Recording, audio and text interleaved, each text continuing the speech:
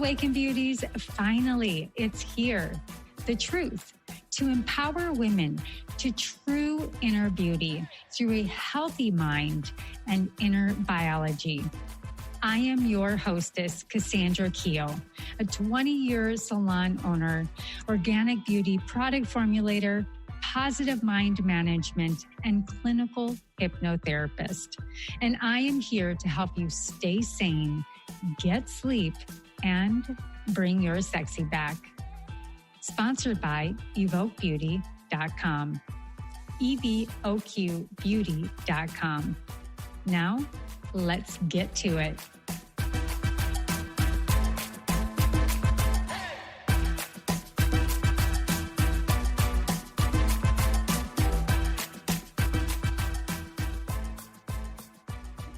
Welcome to the Awaken Beauty podcast. This is Cassandra, your clinical hypnotherapist, biofeedback practitioner, and organic beauty expert. And you know, ladies and gents, I'm going to be talking about something today that I have struggled with nearly all of my life.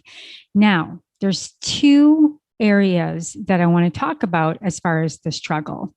One is what so many women and men struggle with, which is sleep.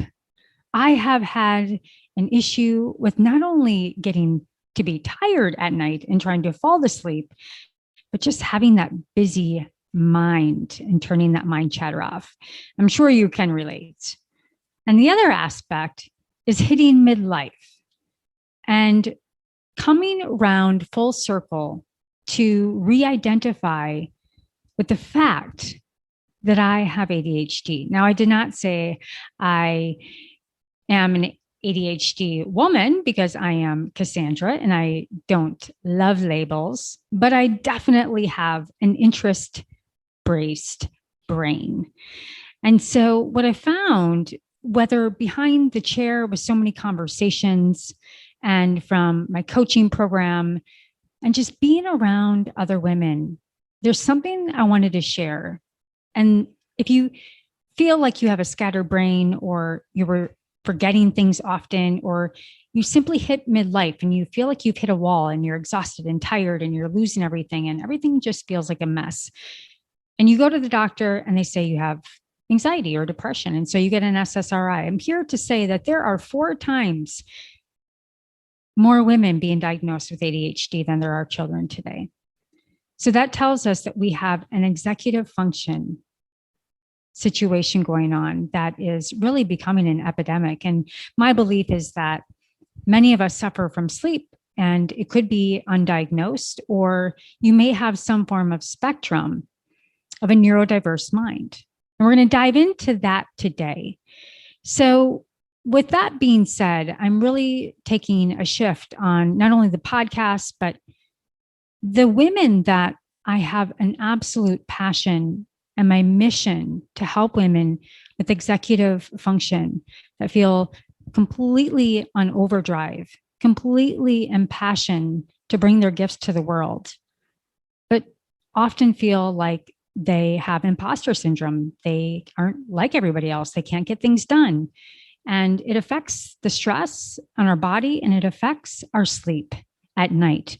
But there's more to how stress affects our sleep, but it also has to do with all of the intricacies biologically with someone with a neurodiverse mind or ADHD.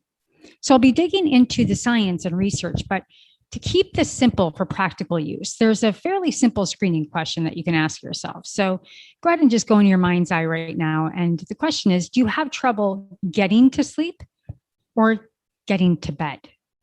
And many of us have just that one more thing syndrome by getting into the next thing. And it turns out that we have time blindness. And 2 hours later, you find yourself watching YouTube or impulsively cleaning because all the kids have gone to bed, or scrolling on social media.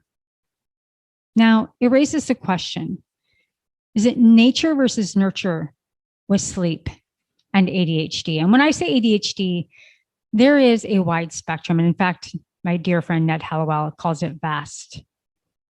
And we're reinventing behind ADHD because most women aren't hyperactive. And so going into this a little bit deeper, sleep disorders are a bright line factor in the quality of life within the neurodiverse mind and the spectrum thereof. And so today I'll be focusing on specifically ADHD and how it affects our sleep. So did you know that up to 50 to 70% of ADHD women experience sleep problems, ranging from insomnia to secondary sleep conditions? So let's start with the starting connection between ADHD and sleep. Beginning around puberty, people with ADHD are more likely to experience shorter sleep time. They also experience problems falling asleep and staying asleep. From there, one's environment, emotional regulation acumen, and stress affects the brain, of course. But on top of this, the sleep problem in ADHD tend to increase as we age. Lucky us, right? So is it just an issue of hyperactivity? And indeed, it's not.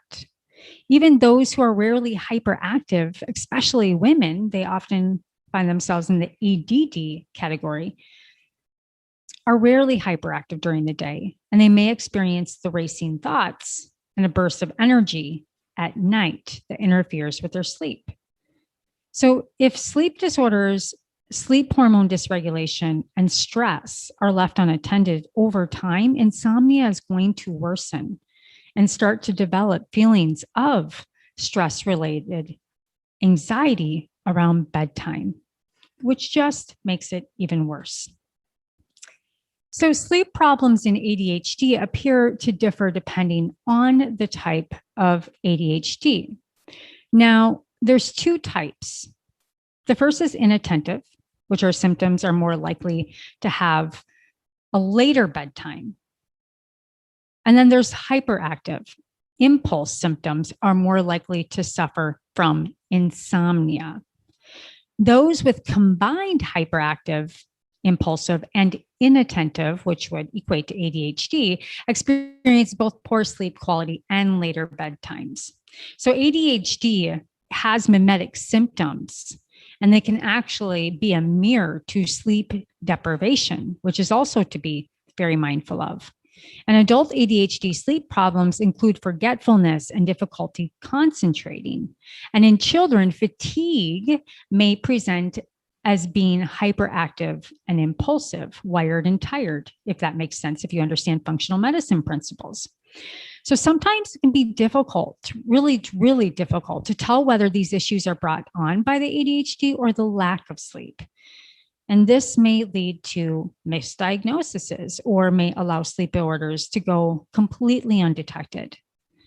So let's look at the biology link behind ADHD and sleep. Now, ADHD sleep problems may be a side effect of impaired arousal, alertness, and regulation circuitry within the brain. And researchers believe that ADHD sleep problems can be traced to a delayed circadian rhythm with a later onset of melatonin production. So usually your melatonin starts to go up and down, just like your cortisol levels. And so there's a delayed response in that melatonin production, which makes you tired. And then let's talk about real briefly about medications. Now, some individuals find it easier to sleep with calming effects of a stimulant medication that are commonly prescribed to people with ADHD. And that's why a lot of people that have ADHD can drink coffee at night, and it actually helps them go to sleep. However, for many people, stimulant medications cause a number of sleep problems in and of themselves. So these coexisting disorders such as anxiety and depression, or even substance abuse, as well as poor sleep hygiene, is likely to play a role in further sleep issues. So how does ADHD sleep issues affect our everyday life? Though there is little research on this subject of ADHD with accompanying sleep disorders, children and adults with ADHD plus a sleep disorder often report more severe ADHD symptoms and an absolute lower quality of life. And to couple this, they suffer from depression, hyperactivity, inattentiveness goes up, and also the difficulty of processing information, and oftentimes a higher BMI. So over the long term, that chronic sleep deprivation leaves us very vulnerable to physical health issues. So not sleeping well at night can also cause daytime fatigue. And these individuals with ADHD-related sleep deprivation, they are just absolutely fucking cranky. They're grumpy, they're irritable, they're restless, you're tired. May have problem, paying attention at school or at work. And a lot of times this can then follow over into a mood disorder, right? So the summation of this research shows that sleep and ADHD complexities resolve in being more prone to depression, to anxiety, stress. And probably you're showing up late for work and events in your life. So I want to say something around being really, really aware and be aware, because ADHD symptoms often resemble the symptoms of these sleep disorders, underlying sleep disorders that actually go undiagnosed. So we're going to talk a little bit about those things like restless leg syndrome and other nuances. But let's just talk about the big four ADHD sleep problems, right? So the first is difficult falling asleep, as we've already referenced. About 3/4 of adults with ADHD report inability to turn off the mind, to fall asleep at night. And many describe themselves as night owls who get that burst of energy when the sun goes down. And others report that they feel tired through the day, but as soon as they hit the head on the pillow, the mind starts to chatter. Their thoughts jump or bounce from worrying about one thing to another. And unfortunately, many of these adults describe their thoughts as absolutely racing, prompting for a misdiagnosis of a mood disorder, when this is nothing more than the mental relentlessness of a neurodiverse mind. More than 70% of adults with ADHD report that they spend more than 1 hour trying to fall asleep at night. Now, the second is restless sleep.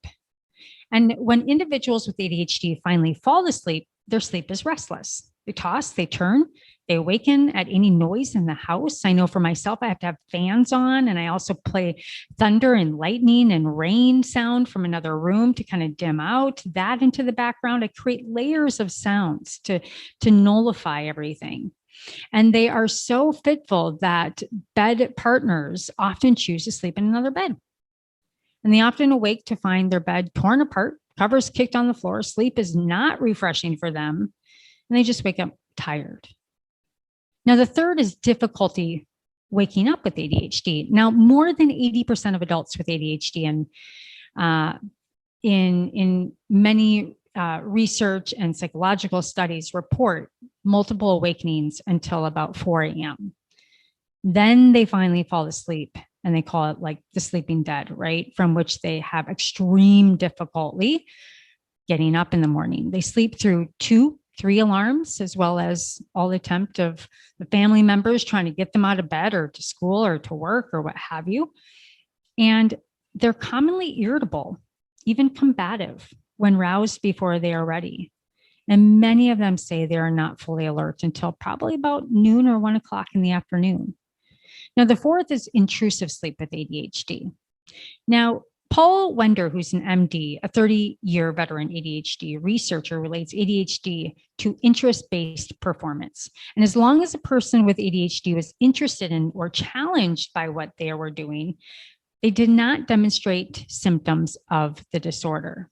The phenomenon is called hyperfocus by some, and often considered to be an ADHD pattern. Now, I can absolutely relate to this. I can focus on things that I'm interested in. If, on the other hand, an individual with ADHD loses interest in the activity, the nervous system glitches, it disengages in search of something more interesting. So sometimes this disengagement is so abrupt as to induce sudden extreme drowsiness, even to the point of falling asleep. EEG findings in ADHD reports that the brainwave tracings at this time show a sudden intrusion of theta waves into the alpha and beta rhythms of alertness. So one hypothesis is that the lack of accurate circadian rhythm clock biorhythms may also account for difficulty than many with ADHD have in judging the passage of time. So this internal clock is just not set, which ensues what we call time blindness, where neurodiverse individuals experience only two times, now and not now. And many of my adult friends and women that I coach, they don't even, they got their watches on, but they don't even pay attention to their watches. They experience time as an abstract concept, important to other people, but one which they do not care and they don't understand. It will take many more studies to establish the link between the circadian rhythms and ADHD, but this time blindness and no concept of time is definitely a part of this varying degree of sleep disorders. So then there's sleep disorder breathing. Now, sleep disorder breathing, which is called SDB, including snoring and sleep apnea, affects about 1/3 of patients with ADHD. And this disorder leads to disturbed sleep and daytime sleepiness. And many of these individuals may turn to the need for stimulants.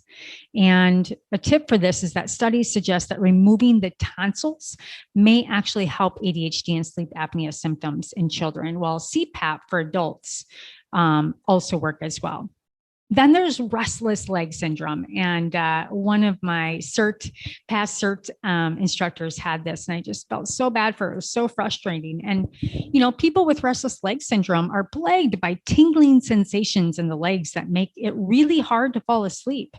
And RLS or other types of periodic limb movement disorders may occur in, actually, listen to this, 50% of people with ADHD.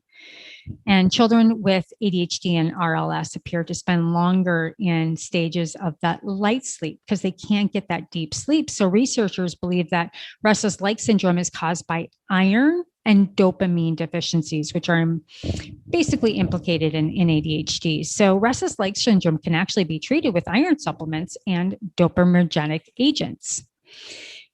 And then there's the last one, which is narcolepsy. And individuals with narcolepsy tend to fall asleep suddenly during the day and may have difficulty sleeping at night. So it's really important to pay attention to this, obviously, with driving, how you work, where you work. And it's also possible that both disorders might stem from similar cause, such as faulty gene or problem of neurotransmitters. So narcolepsy is usually treated with medication and obviously professional support. So in summary, adults with ADHD rarely fall asleep easily, sleep soundly through the night, and then they wake up feeling non-refreshed. And most often, ADHD's mental and physical restlessness disturbs a person's sleep patterns and is the ensuing exhaustion that hurts our overall health and the confusion of how to get treatment. And we're only starting to understand the stronger link between ADHD and sleep that creates the falling asleep, the staying asleep, and the waking up refresh. So to get support for sleep, I'll go into a little bit more in a future podcast, but I wanted to just go ahead and give this reference to the absolute link between that chatter mind of yours may be a part of the vast and the ADHD sink in women, especially as they age and they lose their estrogen, which then depletes their dopamine, and which furthers the sleep issues even more. And no matter how a doctor explains sleep problems, the remedy usually involves something called sleep hygiene. And it's to consider turning off the blue lights, turning down the noise, needing white noise to bring in, such for a radio or a fan. And to use the bed only for sleep or sex, not a place to confront problems or read or argue, and having a set bedtime and avoiding naps during the day.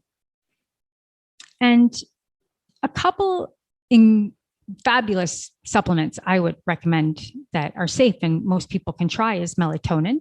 And it naturally occurs in the peptide release of the brain in response to setting up the sun, has some function setting that circadian clock back in order. And you can get it at most health food stores. Melatonin is known to boost mood, slow cancer, and also strengthen your immunity and longevity, which is great.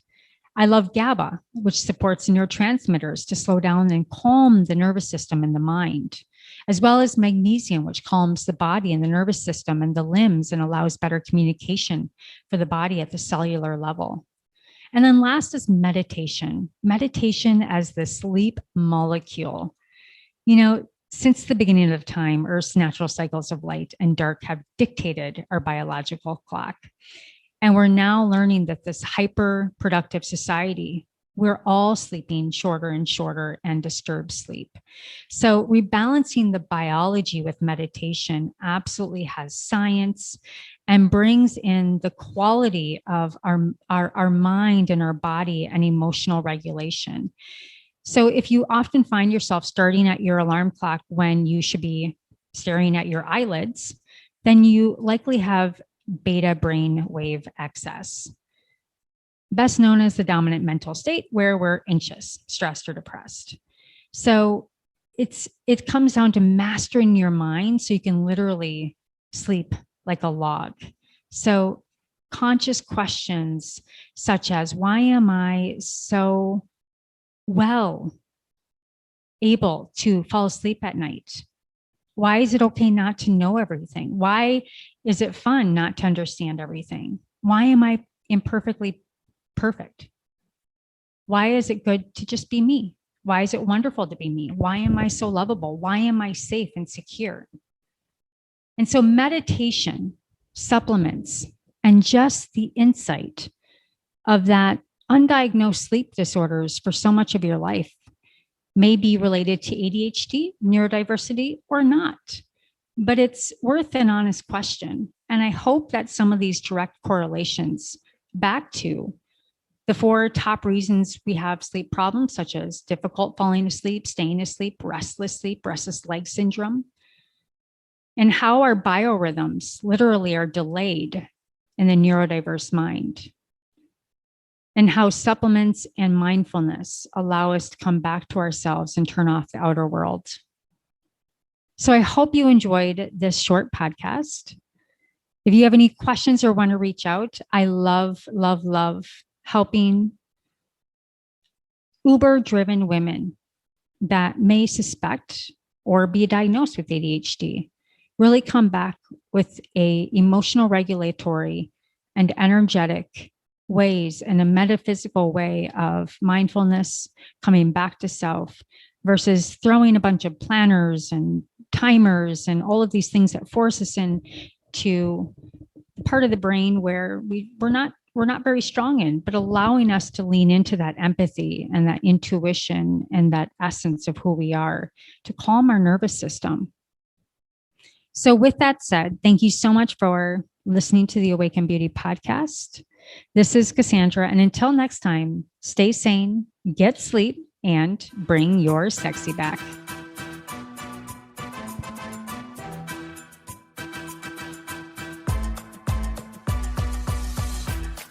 Well, hello, Awaken Beauty. Thank you so much for joining the show today. Were you inspired? Please leave a comment or your own personal aha moment so others can capture exactly what you did. Also, please like and subscribe wherever you listen to your favorite podcasts. And if you're interested in high quality natural products for your hair, skin, and wellness, including organic CBD, please visit evoquebeauty.com. Again, that is evoquebeauty.com, evoquebeauty.com. And until next time, darling, stay sane, get sleep, and bring your sexy back.